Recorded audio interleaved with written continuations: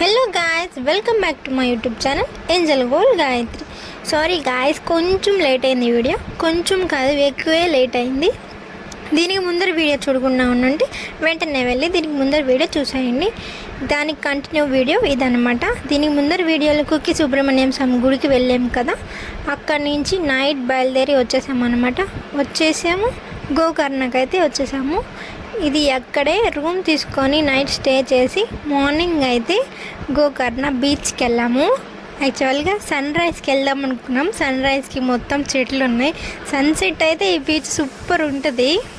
So మీకు చూపించేస్తాను beach ఎలా ఉంటుందో ఏంటి అని. సో మీరు చూసేయండి ఒకసారి.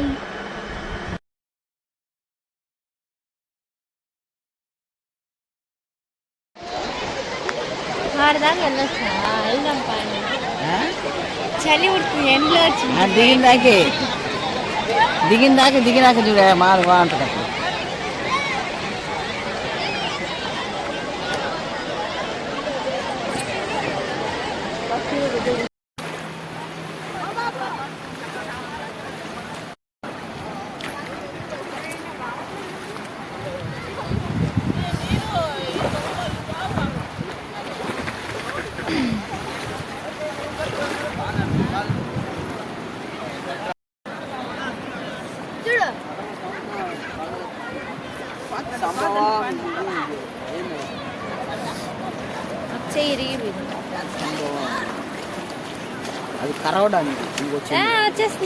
అది సో నేచర్ లవర్స్కి అయితే ది బెస్ట్ బీచ్ అని చెప్పొచ్చు. ఎంత బ్యూటిఫుల్గా ఉంటుందో పైకి వెళ్ళే కొద్దీ మీకు చూపిస్తానండి. ఎంత బాగుంటుందో క్లైమేట్ కానీ అంత సూపర్ ఉంటుంది.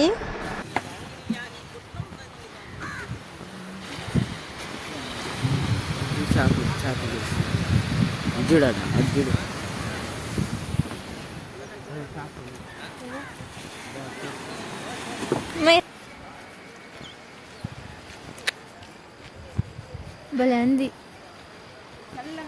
బ్యూటీ విశ్లేష్ పట్టించుడన్ని.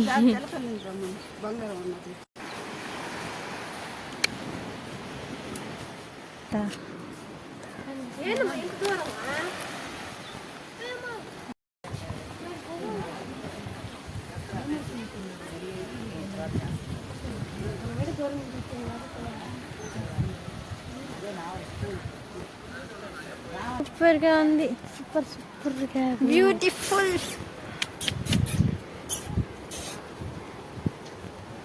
రెడీ హాయ్ చిన్న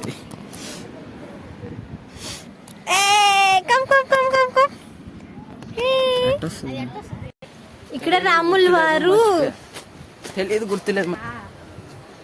సో ఇక్కడ రాముల వారు ఇక్కడ సముద్రాల నుంచి వాటర్ తెచ్చి ఇక్కడ ప్యూర్ వాటర్ చేశారంట. చూద్దాం రండి.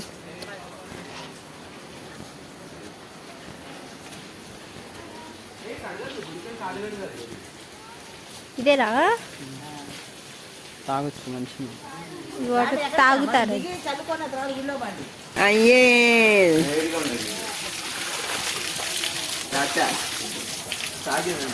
మినరల్ వాటర్ లానే ఉన్నాయి.